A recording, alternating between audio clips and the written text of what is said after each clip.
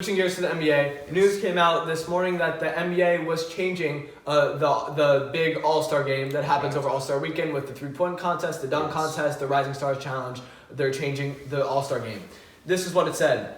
The All-Star game it will now consist of quarters 1 through 3 as 3 mini separate quarters. And whoever wins each quarter will play for $100,000 for the charity of Captain's Choice.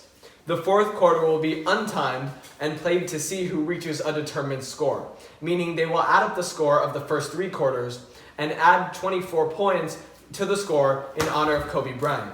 So, for example, for the final scores, if of the 3 quarters, if it's 100 to 95, the fourth quarter will be played to 124, and whoever reaches that first will win the All-Star game. What do we think of the new format? I like it. I love the tribute to Kobe Bryant. I like that it's... They said that there's going to be a tribute throughout the whole weekend. Right. Well, I like that. I think that, Kobe Bryant has done incredible things for the NBA. He deserves to be honored, but I'm not going to get into that. I think it's a great format. I think it's much more fun. I think that it's different. It's not just a regular game, and I think that it shouldn't be a regular game because it's the All-Star game, which there are other flaws in the All-Star game, the Pro Bowl, virtually every sports version of it, that it's more of a popularity contest than a talent contest. But I do like this. It's a lot of fun. It's going to be more fun to watch, and nobody actually cares who wins. Expense to it, Exactly. I mean, nobody cares who wins, but this is going to be something that's fun to watch. The way that they've changed how they've picked the rosters over the years is really interesting, though. It used to be like all fan vote, and then like the coaches would pick some players. Now it's different. It's 50% fan vote, 25% media vote, and 25% player vote, so they get input.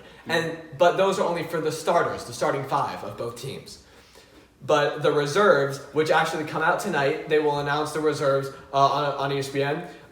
They are picked by the coaches. So all the rest of the rosters of Team LeBron and Team Giannis are going to be picked by the coaches around the league. And trust me, they know the talent, they see the talent. So hopefully we get some good rosters, and it'll be a very intense, fun, exciting game. I think that the All-Star Game weekend is a good time for this, but I don't think replacing the main headline event.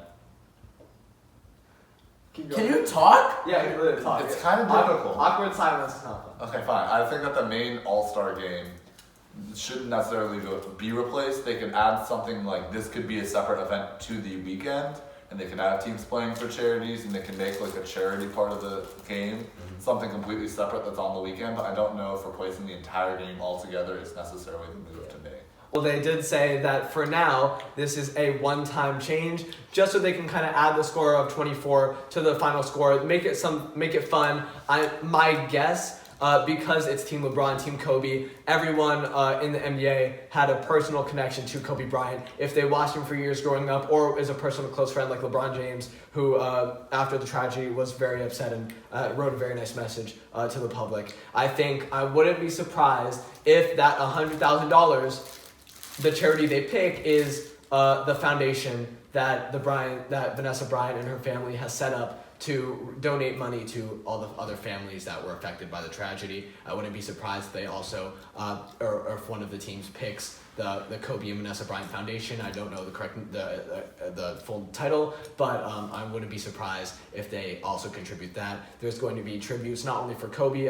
I made a mistake earlier. Not only Kobe, but Gianna, as well as the other 7 passengers on the helicopter. They'll be doing tributes for everyone over the course of the weekend. And I think the tributes that they've done so far during the year for Kobe Bryant, the past week, has been extremely touching. Many NBA players, if they wore number 8 or 24, have been changing their numbers.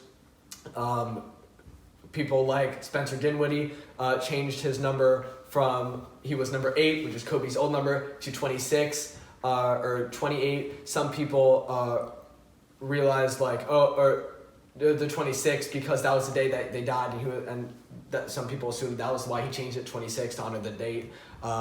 Quinn Cook, I think it was, is changing his number to 28, which is 2 and 8, Gianna and Kobe's numbers put together. So you see all these players doing the tributes. The honorary 24-second violations are super touching. Some are doing 8-second backcourt violations, and it's just great to see the NBA community coming together like this. Not just the NBA, but Los Angeles, the world as a whole. Yeah,